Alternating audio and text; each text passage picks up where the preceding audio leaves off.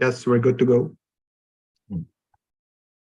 Okay, so hello everyone, and welcome to this seminar today. So today we have the pleasure to have with us Celine. Thanks, Celine, for accepting our invitation. So Celine got her master and PhD degree both in electrical engineering and systems from the University of Michigan in Ann Arbor.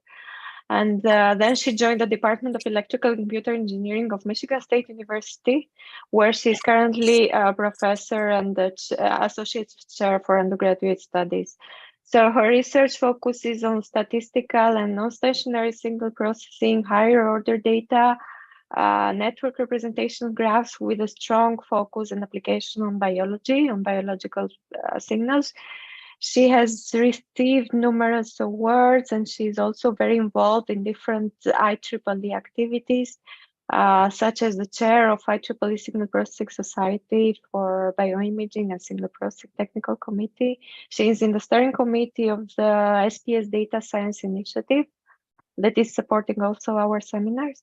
So we're very happy to have her here today, and we're looking forward to listen to her talk. Okay, well, thank you for the nice introduction, Dorina. So it's my pleasure today to talk about some recent work we have been doing over the last 2 years on single view and multi-view signed graph learning with applications to gene regulatory network inference. So the overview of the talk I'll first give an introduction, and some of this will be repetition maybe, because most of the audience probably knows the background on graph learning, but I'll go over that in case there are people who don't have that background. And also it's going to be important for setting up our signed graph learning framework. Then I'll talk about signed graph learning and the motivation for that in the context of gene regulatory network inference, and the extension to multiple graph learning simultaneously. Finally, I'll give some conclusions and some suggestions for future work. So we know that graphs are used in a variety of applications to model systems with interacting entities where the nodes of the graph correspond to the different entities, and the edges correspond to the interactions between these entities. So in addition to the nodes and the edges, we can also have different attributes associated with each node, which we model as graph signals. And different applications could be social networks, gene regulatory networks, and brain networks.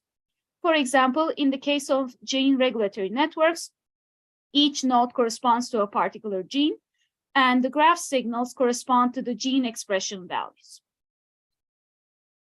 So graph signals are influenced by graph topology and vice versa, and graph signal processing extends well-known signal processing concepts such as filtering, sampling, and signal recovery using the graphical structure to do these tasks.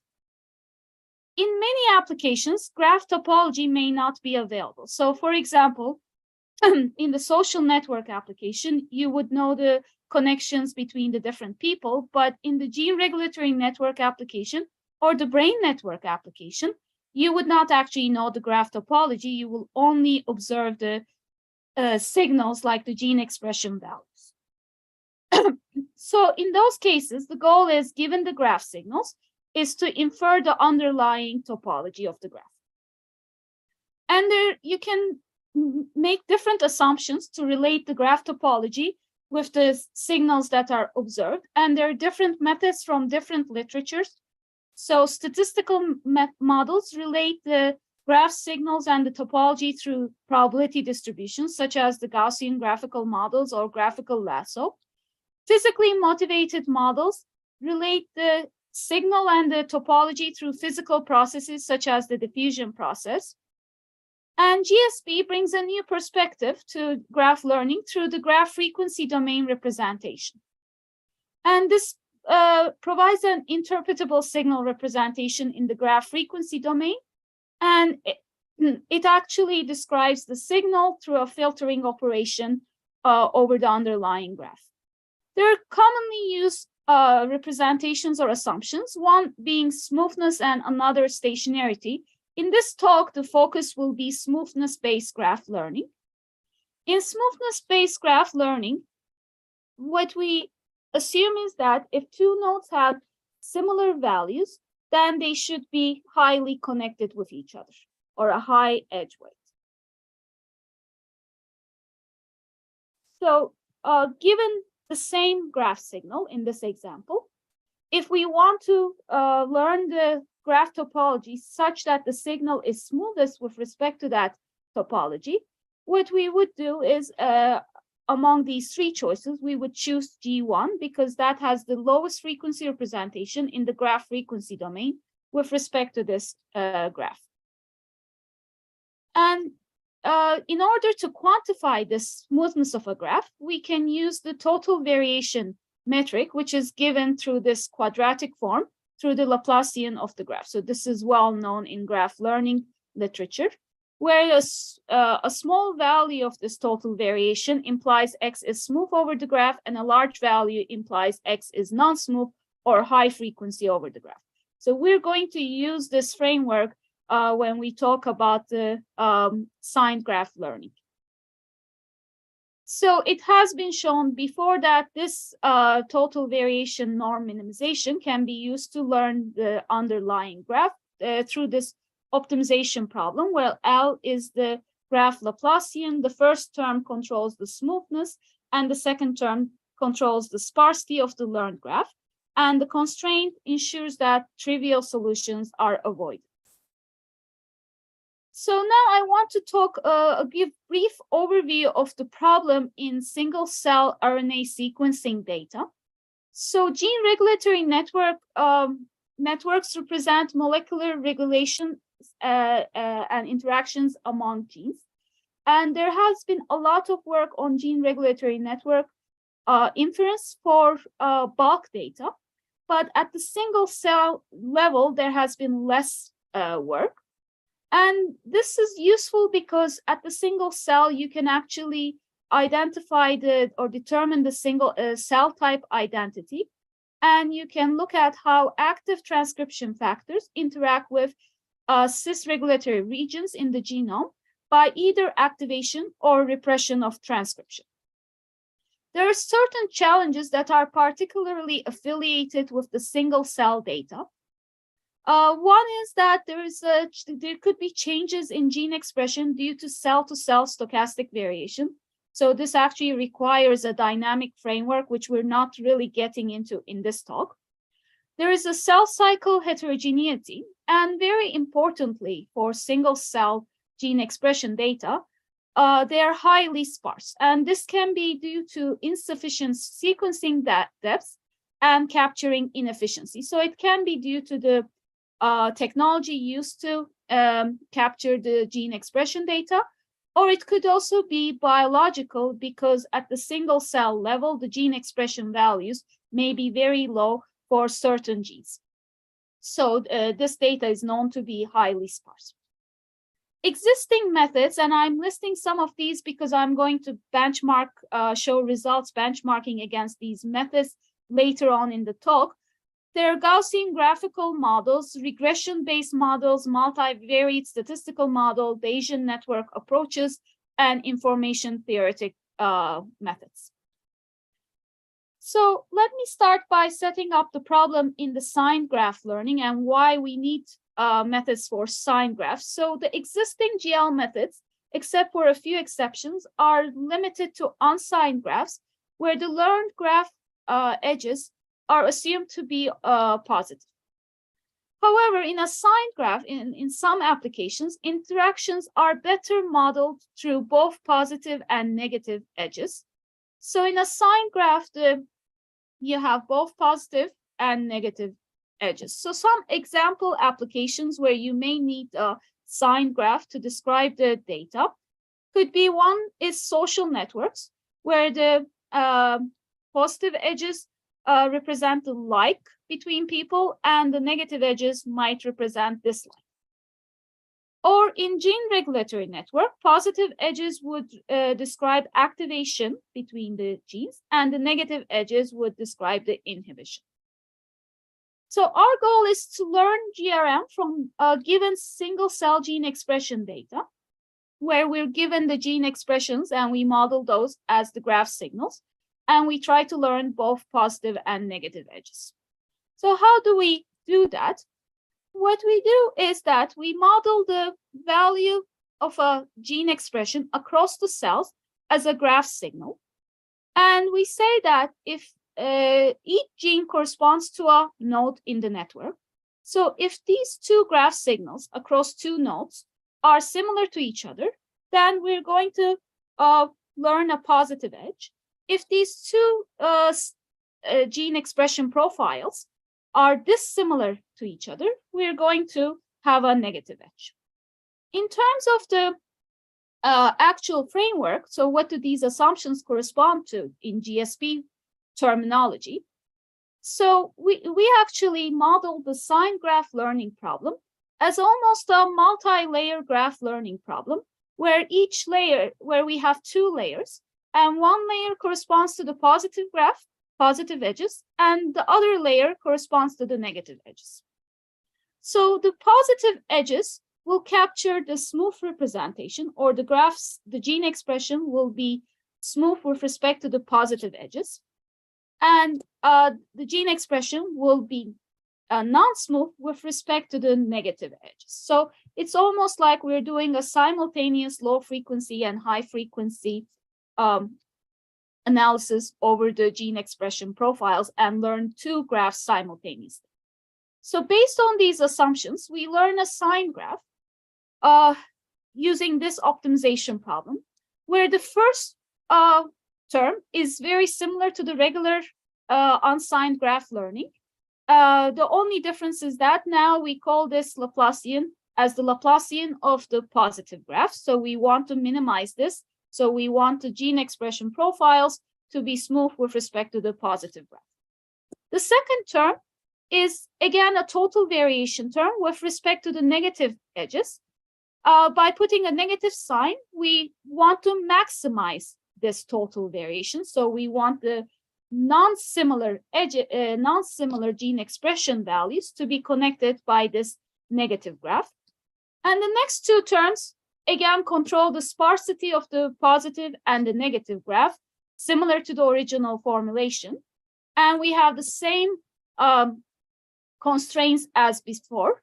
The only new part in the constraint is this last term, which we call the complementarity set, which basically ensures that there is no overlap between the positive graph and the negative graph. So what that means is that an edge cannot be simultaneously positive and negative.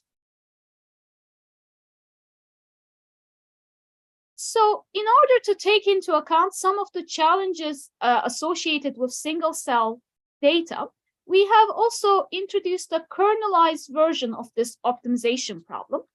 In particular, we are focusing on the high number of zeros that I talked about in the beginning, and the nonlinear interactions between the genes. So to be able to account for both this high level of sparsity and the nonlinearity of the interactions, we introduced a kernelized approach. So what we do is we take the gene expression profiles or the graph signals, and we map them into a high dimensional feature space using a function, a mapping phi, where we don't actually need to know phi. And we look at the similarity between these high dimensional feature space. So instead of looking at the similarity in the original graph signal domain, we're doing it in this high dimensional space using the kernel trick. And we can do that in our formulations, since these quadratic trace terms can be rewritten, where x transpose can be expressed through a kernel function. So if we do that, we can write the same optimization. Now, instead of using the data, we write it in terms of the kernel function. And it's the same optimization, where K is the kernel matrix that quantifies the similarity between any two graph signals between any two genes. So any association metric, so this actually provides extra flexibility to our graph learning framework, where we can use any association metric in this framework as long as it's a positive semi-definite kernel. So what we did is we use a lot of the well-known association metrics from the GRN literature and implemented it into this framework. So in order to do the optimization, I'll briefly go over it. We vectorize the problem, where we take the upper triangular part of the kernel, diagonal part, and the upper triangular part of the positive and Laplacian graph kernels, and define this transformation operator P, and write the optimization this way. And we introduce two auxiliary variables to separate the different constraints from each other in the optimization problem. So this H is the same as the cost function in 7. And these different terms, so IS is an indicator function for the complementarity set. So it actually ensures that there is no overlap between positive and negative edges. IH is an indicator function for the hyperplane, so it actually takes care of the regular Laplacian constraints. So that's nothing new. So in order to evaluate this method, we analyze it on both simulated and real data. But for simulated data, we actually used some random network models with a well-known gene expression generator program. So we benchmarked against 4 GRN inference methods, and these are methods that I already talk about. Among these methods, PIDC is the only other method that is suitable for single cells, and PP-core is the only method that learns signed graphs. So the others do not learn signed graphs. And we tested the method with 3 different kernels. We used a correlation kernel since that's the most commonly used one. Proportionality measure proportionality kernel, which takes the relative abundance of genes into account, and zero inflated candles tau kernel, because that is more robust against dropouts in gene expression profiles. We use the AUPRC ratio as the evaluation or performance metric. The first part, we looked at the robustness of our method and sensitivity to the different number of genes. So how scalable is our method? The number of cells. So when the number of graph signals increases, how does our method work? And dropout ratio. So how robust is our method against sparsity?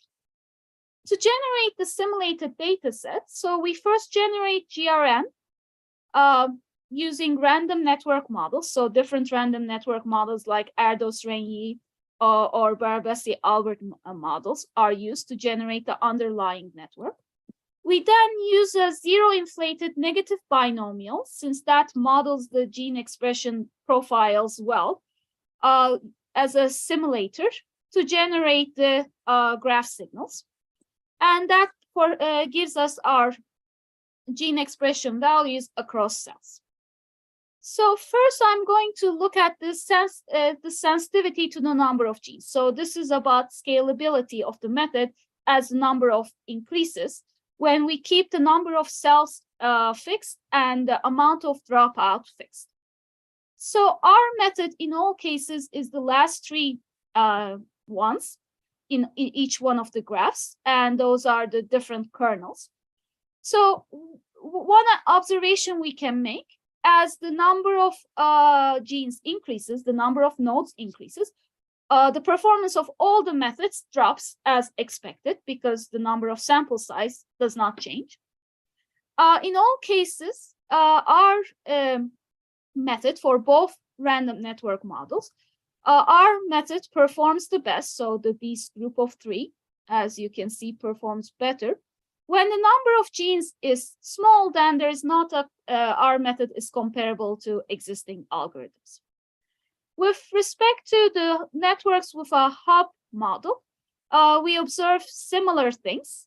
As the number of cells increases, all the method's performance drops, but our method is slightly better.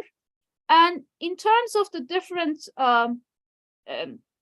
kernels, we can see that in most cases they're particularly comparable to each other, at least with the number of genes. Then we look at the number of cells. So this is equivalent to increasing the number of sample size. So as expected, if you increase the sample size, the performance will improve for all methods. And that's what we observe.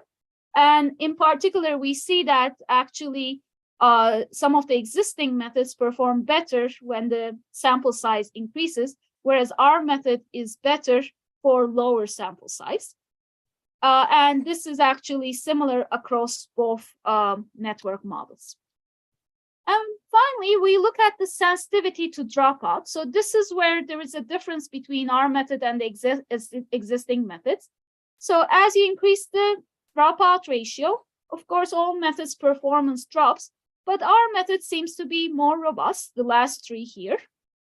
And it's comparable or better than the existing benchmark methods for both network types. And in this case, there is slight differentiation between the different kernels that we use. It seems like the last method turns out to be the best performing as the amount of dropout increases. And that's the actually zero inflated Candle's tau kernel. So that kernel particularly takes the zero or deals with the sparsity of the gene expression, and it does better in this particular case. Another thing we looked at is the computational complexity. So the time complexity of the ADMM algorithm that we use to implement the proposed signed graph learning is of order of I(n) square. So it's dependent where I is the number of iterations and n is the number of genes. So it's quadratic in terms of the number of genes. The number of cells actually does not affect this. And there are ways, I mean, we haven't really optimized it. There are ways to make it more suitable for larger scale networks. What we did is we compared it with the existing methods in terms of runtime. And we used the Barabasi-Albert random network model with 1,000 cells with a dropout ratio of 0.26 and correlation kernel, just for comparison. On the right, we have the runtime. On the left, we have the performance in terms of AUPRC ratio. So we can see that for small number of genes, like 500 or 1,000, our method is actually quite fast. Once it gets to 2,000, our method starts slowing down, but it's still much better than existing benchmarking methods. The only method that does better is PP-Core. It's a Gaussian graphical model, and that's the fastest. However, if you look in terms of the performance, PP-Core does worse than our method in terms of the AUPRC ratio. Next, we looked at more realistic data, curated data. So this is taken from existing pipelines, simulated gene expression generated by Boolean ordinary differential equation method, using curated Boolean models for the GRN and solving these differential equations to generate the gene expression profiles.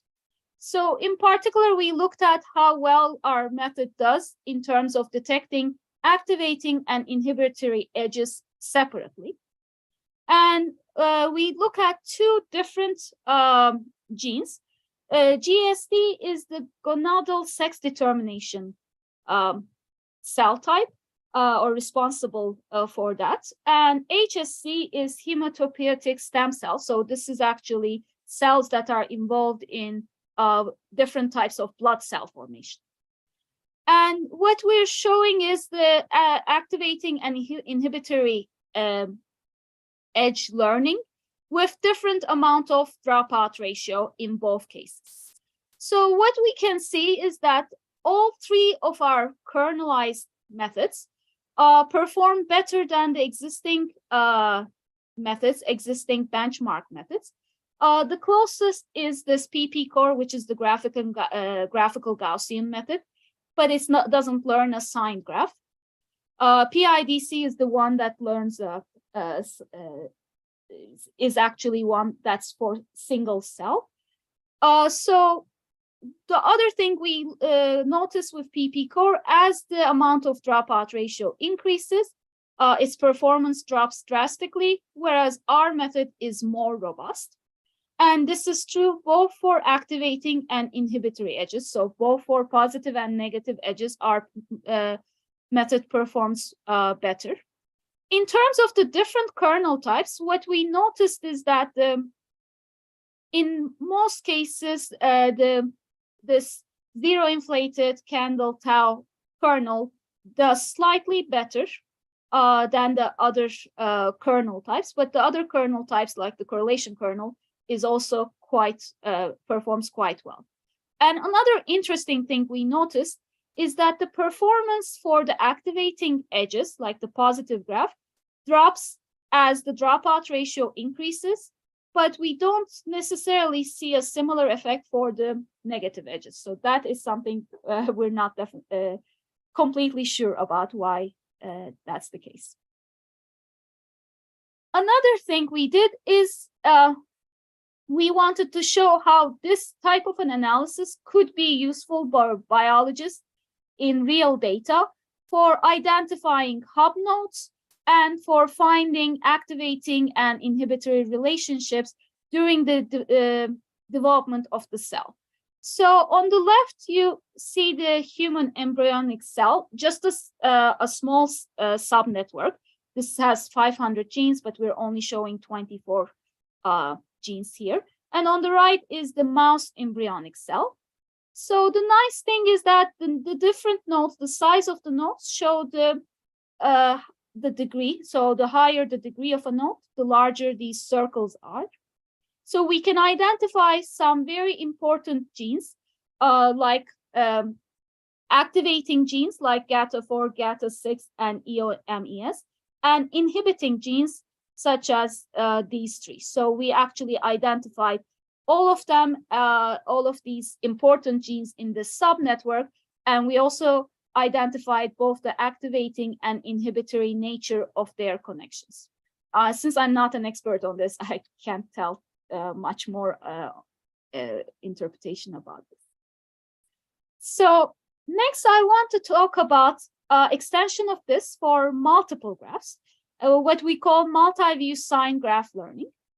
So this, the motivation actually comes from different applications where existing graph learning methods assume that the data that you observe is homogeneous, or where all the data points follow the same relational model, which can be described by a single graph. However, in a lot of applications, data may be coming from closely related graphs, which we call multi-view graphs. And there are lots of examples of this in both biology and social networks and neuroscience. So our goal is to jointly learn multiple related graphs from multiple views. And in graph signal processing literature in recent years, there has been some closely related work in this area. The first type of work has been in the inference of the topology of time-varying networks, assuming smooth variation across time. In this case, of course, the multi-view is limited to two views, the current time point and the previous time point. And there's more recent work on the joint inference of multiple graphs using the graph stationarity assumption. But in both of these works, the similarity across the different views is ensured by pairwise similarity. Whereas in our work, we actually propose a different approach where we want to learn a consensus graph in addition to learning the each single view graph. So some applications, it could be the gene expression profile where you have different gene expressions across different cell types, and I'm going to talk about that. And these cell types may be closely related to each other. So instead of learning the GRNs for each cell type separately, why don't we learn them simultaneously? Another application is in the case of neuroscience and neuroimaging, where you could have multi-view graphs in different situations. So you could have a single modality, like a magnetoencephalogram, and you could be interested in the interaction of the different brain regions across different frequency bands. So you could have multiple frequency bands corresponding to the different views in the graph. Or you could be interested in multiple modalities. So you may want to combine different modalities, where one modality could be MEG and another is fMRI, and you could do a multi-view graph learning for a multiple modality case. Or in social networks, you may be interested in the connections of people across different media. So if you have the same group of people connecting through different social media, each medium would correspond to a different layer of, or the view of the multi-view graph. So let me briefly explain the motivation in the GRN case. Usually in the single cell data, we actually have gene expressions at cellular resolution. So there's a lot of mixture between different cell types, and you actually have single cell expression from different cell types, and most of the current existing methods ignore this cell type. So these cells are very closely related to each other because they come from the same tissue. And if we could infer cell type specific GRNs, that can reveal valuable biological information. Because they originate from the same tissue, the GRNs are very closely related. So what we could do, instead of learning each GRN individually, we should learn them jointly by borrowing information across cell types. So our framework, which we call multiple signed graph learning, where if you have n different cell types, we learn cell type specific GRNs, again, signed graphs for each cell type. But at the same time, to ensure that they're similar or to take into account their dependency, we also learn a consensus graph. And this consensus graph could be useful in certain applications because it represents the shared structure across these different cell types, and it can be used to describe the particular tissue. So based on these assumptions, we formulate our optimization problem, very similar to what we did in signed graph learning.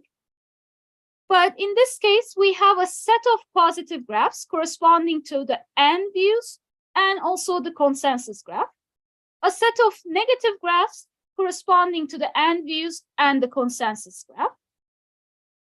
The first two terms are basically individual signed graph learning. So it's nothing different than what I presented before.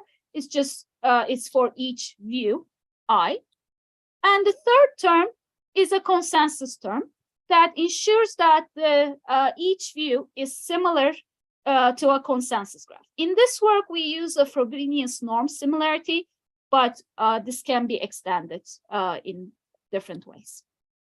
And the last two terms, these ensure the sparsity of the consensus graph. And this is how the kernel is described for each view. Again, for optimization, we first vectorize the problem. We have similar complementarity constraints. It's just over a larger set of unknown variables that we have to learn, and we rewrite this in terms of the ADMM form, very similar to before, where f is this objective function given here. IS is the indicator function for the complementarity set, which is very similar to before. Nothing is actually different. It's just you have n of them corresponding to the n views. And IH is the hyperplane corresponding to the Laplacian constraints. So I'll briefly talk about hyperparameter selection in this particular setting. So alpha, S, and gamma control the density of the learned view and consensus graphs So if we have any prior information, we can actually set them to achieve a certain desired density. And also we want to set alphas and gamma in accordance with each other so that the consensus graph density is not out of line with each individual view.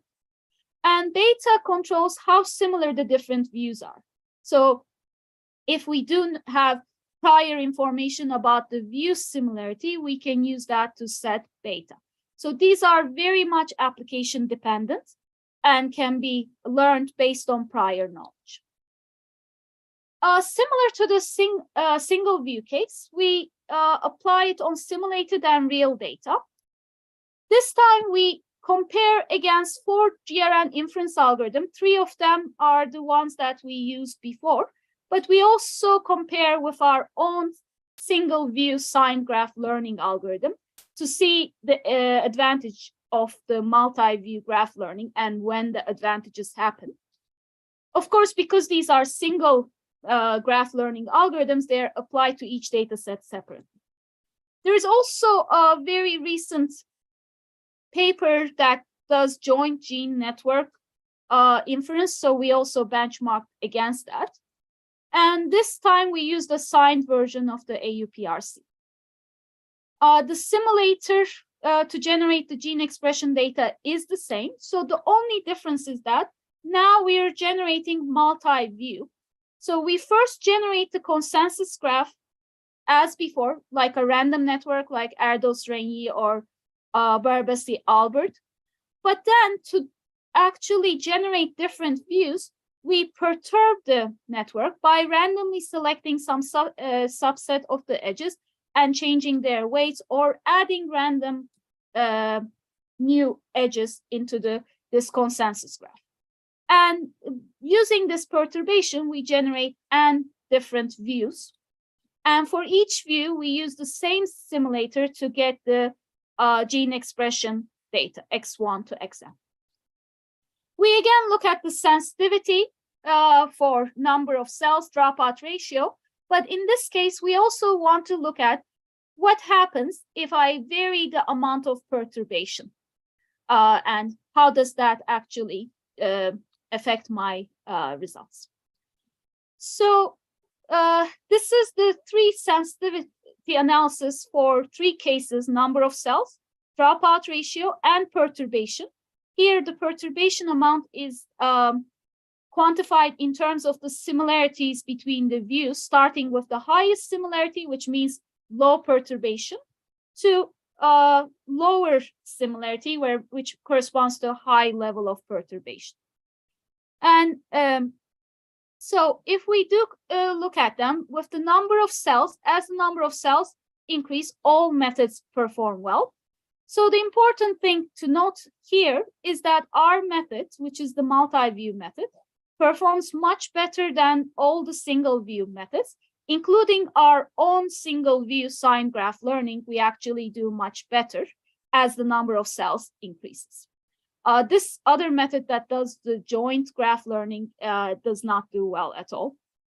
As we increase the dropout ratio, the performance drops, but still our method performs much better than the single view methods. So the interesting thing is what happens when the view similarity goes down. When the view similarity is up, our method is actually much better than the single view case. But when it goes down to 66% similarity between the different views, you can see that our method and the single view in this case come to be perform the same.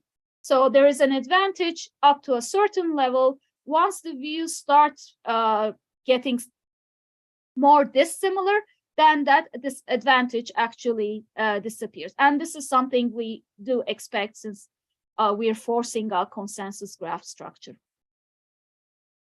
We also compare the performance of the different kernels, and we can see that in almost all cases, the correlation kernel and the zero inflated candle tau perform the best, and that does not change with respect to the different simulation parameters.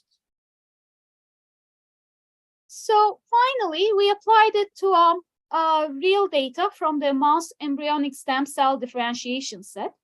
But to be able to do this as a multi-view, what we did is we looked at a differentiation study in mouse embryonic cell before and after leukemia inhibitory factor withdrawal. So this is a multi-view data, but in a sense, it's actually dynamic data.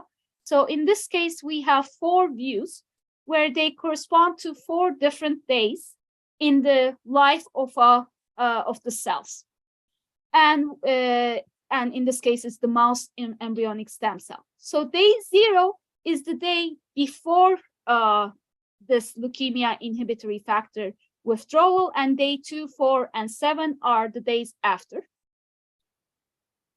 And we use zero inflated candles tau because it performs usually the best with high sparsity data. And we look at the genes inhibitory and activating node strengths to identify hub genes. So what you see here are the 4 views. So this is day 0, day 2, 4, and 7. I'm not showing all the genes. I'm only showing the hub genes, the top genes.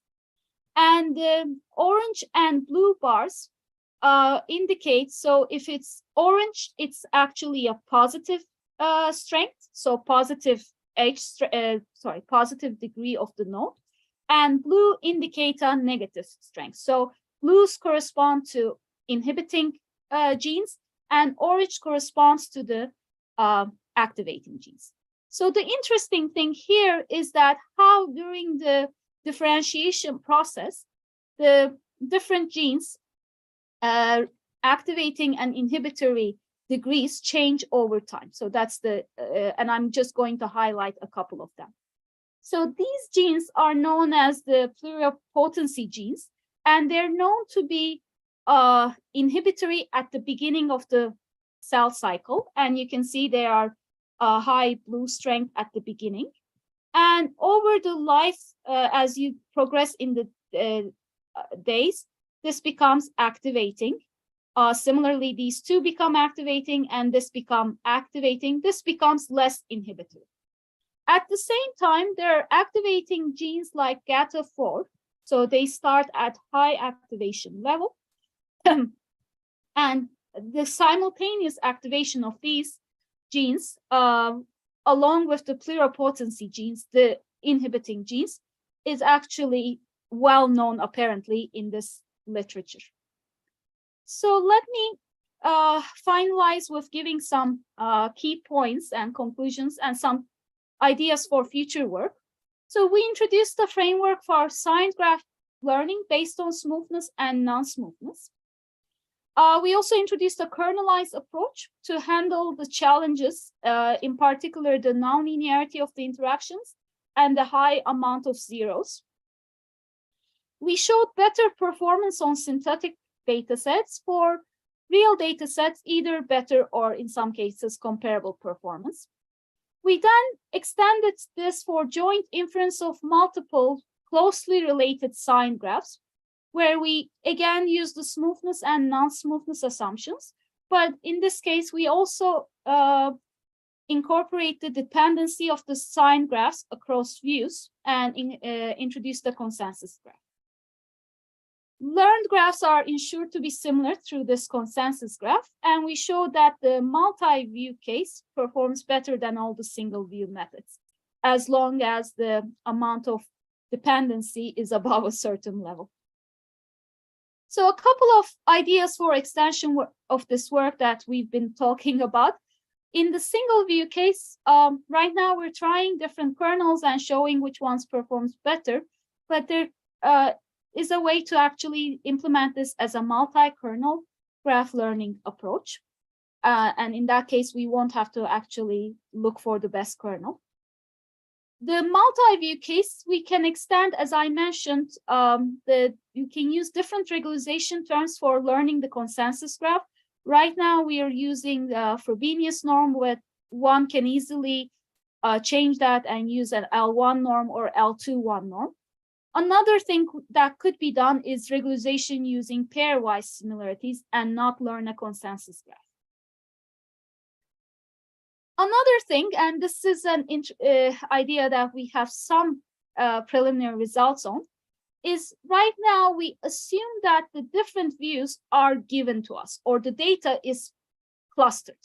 So you know the different cell types, and you're told that this is the gene expression data for this particular cell type, at least for this application. But in a more realistic setting, you may not know the cell type. The observed data may be mixed, so you may need to do simultaneously cluster the data and learn the graph simultaneously for heterogeneous data. And we have some work on this in ICML, but that work does not consider signed graphs. It's for unsigned. And another extension is the framework for multi-view graph learning can also easily be used for dynamic signed graph learning. Very similar. It's just that instead of n views, you would have two views where you just relate the consecutive graphs, and you would not learn a consensus graph structure in that case. Another interesting extension could be to multiple graphs with different number of nodes. So right now we assume you have the same number of nodes in each view, but in different applications like social networks, you may not have the same number of nodes or the same set of nodes in each layer or each view. And even with gene expression or gene regulatory network inference, the different cell types may not have the same set of genes, or some genes may be unobserved for certain cell types. So you may have hidden nodes. So that would be another nice extension of this framework. So finally, I'd like to acknowledge the support from National Science Foundation. All of this work was done by my PhD student, so I want to acknowledge his work, Abdullah Karaaslanlı, and our collaborators in Stats Department at MSU, and Sadapti Saha, who was a PhD student at MSU, now a postdoc at MD Anderson Cancer Center. She played a big role in our interpretation of the learned GRN networks. So with that, I want to thank all of you, and I'm ready to take any questions you may have. Thank you, Celine, for this very interesting presentation. It's always nice to see developments on the ML side with a specific focus or motivation from a concrete application. Any questions from the audience? Yeah, maybe I can start first. Yeah. Hi, Celine. So, Hi. very nice results. So, I mean, thanks for that. So I was actually just wondering, like, so you mentioned about the use of single cell GRN data. So I was wondering, like, what are the special features about those single cell data set that you have used, and how did you exploit those features in your proposed methods? Right. So thank you. So the feature that I'm referring to most is the high level of sparsity. So a lot of the data is either missing or biologically it's lowly expressed. So there are a lot of zeros. So the kernelization actually helps with that. Oh, okay. I see. So that's where we took care of that. So some of the other like existing work, what they do is it's not maybe one framework. They first do imputation on the data, and then they apply just regularly bulk GRN inference tools to this imputated data. I see. So also, so just one, I mean, out of curiosity, so actually, is it like what kind of model is it? Like what are the reasons behind the missing data cases? Like, is it because like we couldn't really observe those genes expressions on those on certain samples, or is it due to some other reasons? Yeah, so there could be technical reasons, as you just mentioned. So it could be that because it's a single cell, because you're trying to collect this from single cell, the expression levels are not as high. So if the technology if the data collection technology, that could be one reason, is that you're observing a lot of zeros.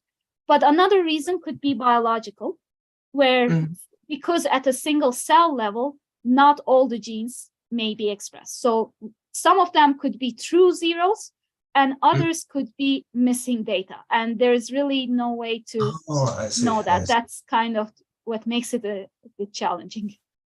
Got this.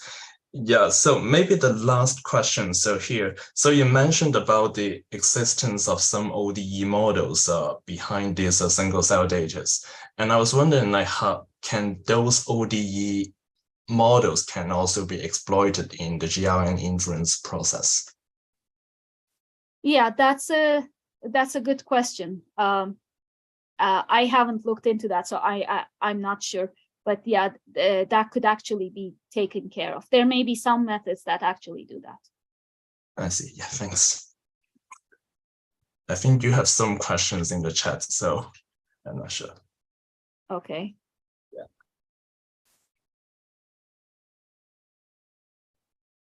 So maybe we can start with Carson. I don't know if you want to unmute yourself, or we can simply read the question. Yeah, hello. Can you hear me? Yes. Yeah. Yes. My question is actually very simple. First of all, thank you for the nice talk.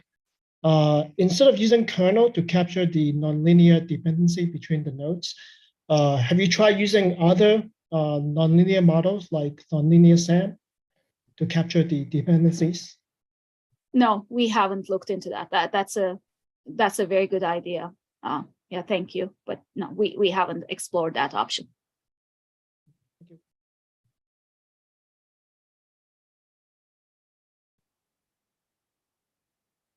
The next question is related to the definition of the smoothness. So how do you define smoothness in your work?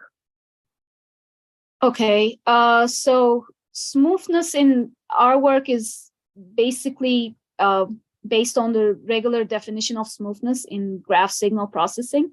So a signal is smooth with respect to the graph if it has a low frequency representation with respect to the underlying graph topology.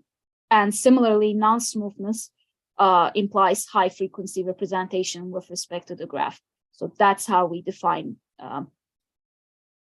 smoothness. And I'm trying to get back to that.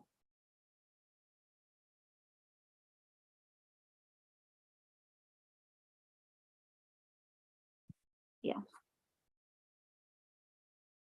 So this is the term that captures the smoothness, and this is the term that captures the non-smoothness. So the next question from Ray. Have you considered applications to gene methodology? We have considered, but yeah, our applications to larger ontologies has been relatively limited. So we have gone to ontologies where you have about maybe 500 cells to 1,000 cells, but we haven't gone to anything larger than that.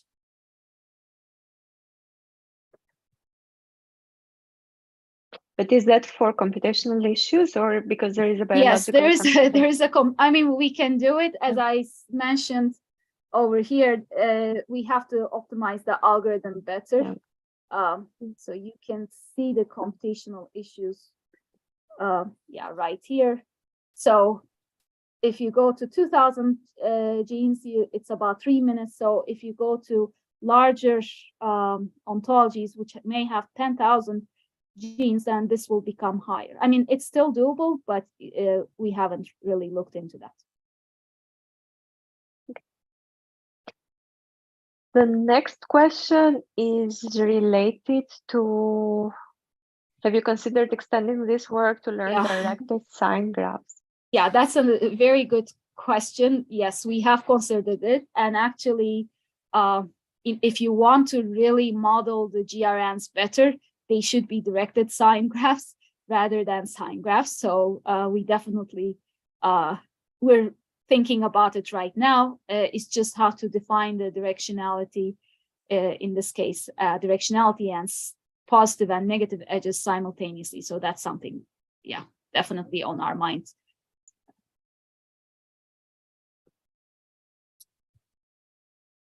So there is a follow-up question probably related to the computational complexity, that is it possible to learn graph embeddings instead of the Laplacians in order to reduce the computational complexity?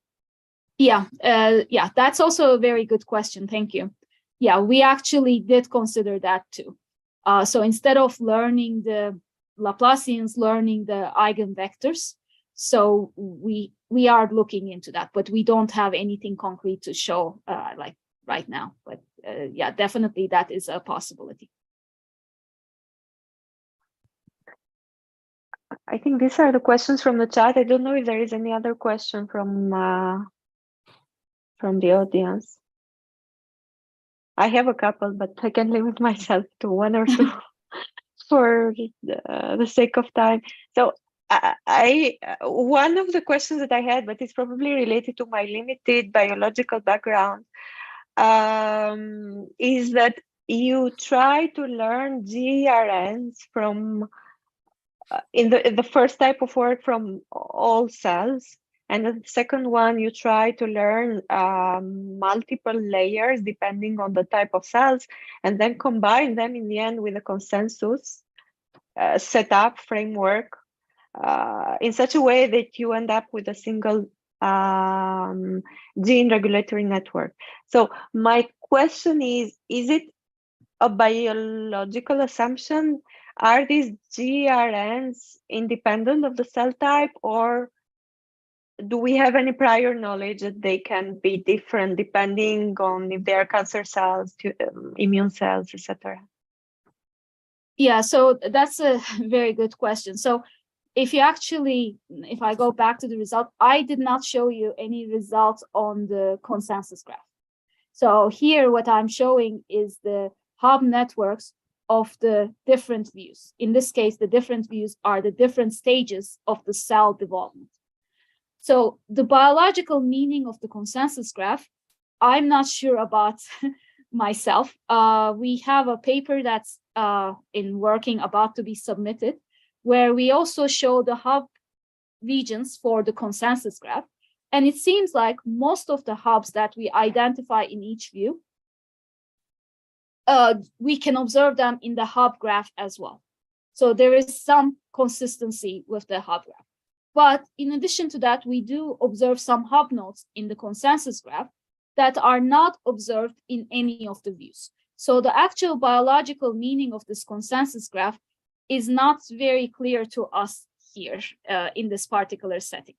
So I think the consensus graph in this case is really used as a tool in the optimization to make sure that there is some sort of a similarity between these different views of the cell, because they're coming from the same tissue. So, for example, it could be the same cancer type cells, and it can be coming from the same tissue. So there should be some overlap between them. So that's kind of the biological assumption there. But the consensus graph and its biological significance is something that we're also questioning.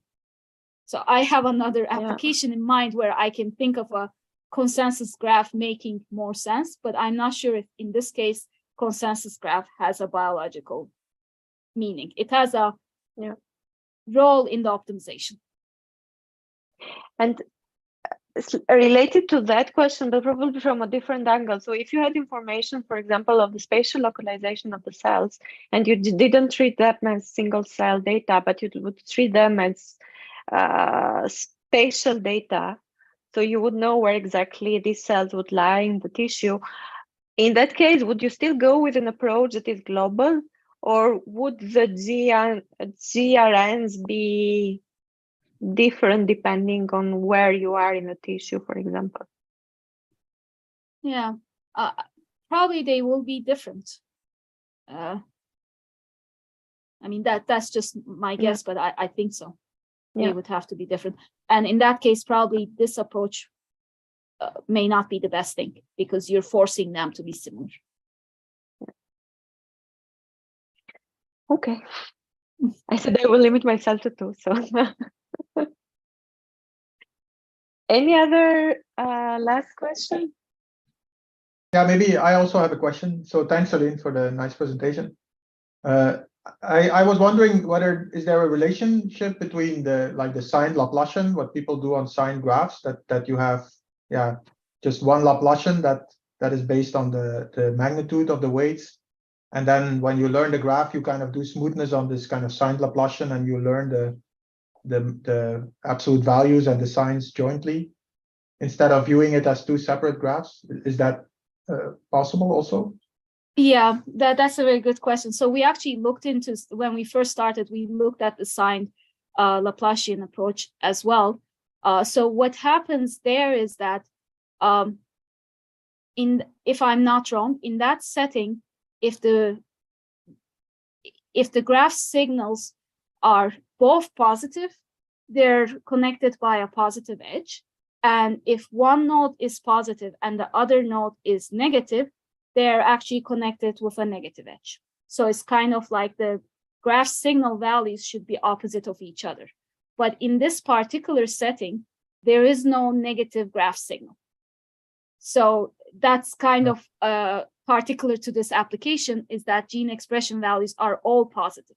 So that's why we had to come up with a different definition for this signed graph learning. Yeah, okay, I see. Okay, thanks.